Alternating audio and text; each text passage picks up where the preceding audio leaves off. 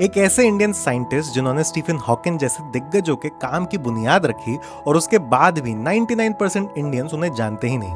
आजादी के बाद जब होमी भाभा और मेघनाथ साहा जैसे ब्रिलियंट माइंड्स न्यूक्लियर पावर और इंडस्ट्रीज को आगे बढ़ाना चाहते थे, तब वो गुमनाम इंडियन साइंटिस्ट अकेले रात को अपने घर में यूनिवर्स के सबसे डार्क सीक्रेट सॉल्व कर रहे थे। फिजिक्स उनके लिए एक जुनून थी और इसी जुनून की बदौलत उन्होंने इंडिया में महान साइंटिस्ट की एक पूरी पीढ़ी ही खड़ी कर दी।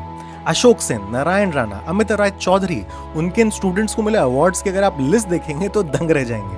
मैं बात कर रहा हूं कोलकाता के एक फिजिक्स टीचर प्रोफेसर अमल कुमार राय चौधरी की।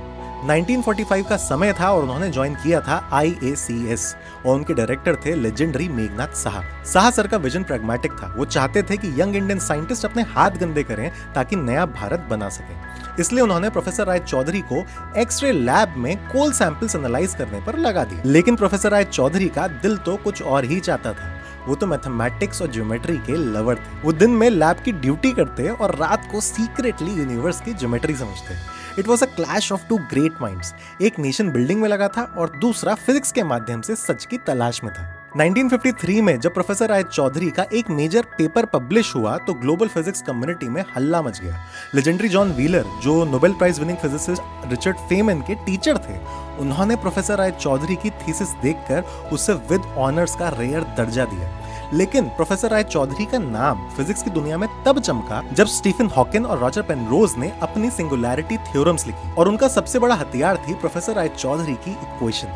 रिलेटिविटी की दुनिया में इसे मैजिक की बताया गया। 2020 में पेनरोज को इसी खोज के लिए नोबेल प्राइज भी मिला। और अब सोचो कि उस खोज की बुनियाद कोलकाता के एक प्रोफेसर ने 1953 में ही खड़ी कर दी थी। अब 1960s में जब वो प्रेसिडेंसी कॉलेज पहुंचे तब वो बन गए भारतीय फिजिक्स के द्रोणाचार्य।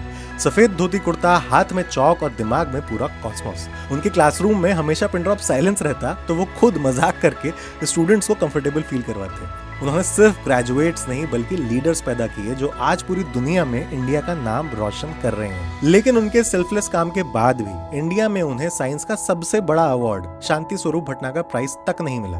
पर उन्हें इसका कोई गम नहीं था। वो फिजिक्स से कभी रिटायर ही नहीं हुए। उन्होंने अपना आखिरी रिसर्च पेपर 2004 में लिखा 80 साल की उम्र में, अपने देहांत से सिर्फ कुछ एक साल पहले। वो एक ऐसे लाइट हाउस थे जिसने रविंद्र संगीत सुनते हुए कोलकाता में गुमनामी में जीते हुए मॉडर्न फिजिक्स की दुनिया को एक नया रास्ता दिखाया। अब अपने सामने कभी आप ब्लैक होल्स या बिग बैंग का नाम सुने तो याद रखिएगा उसकी बुनियाद कोलकाता के इसी अनसीन जायंट ने रखी थी। Salute to professor A.K. Raychaudhuri. उनकी कहानी हर भारतीय को पता होनी चाहिए। इस वीडियो को जमकर शेयर करें और फॉलो करना ना भूलें।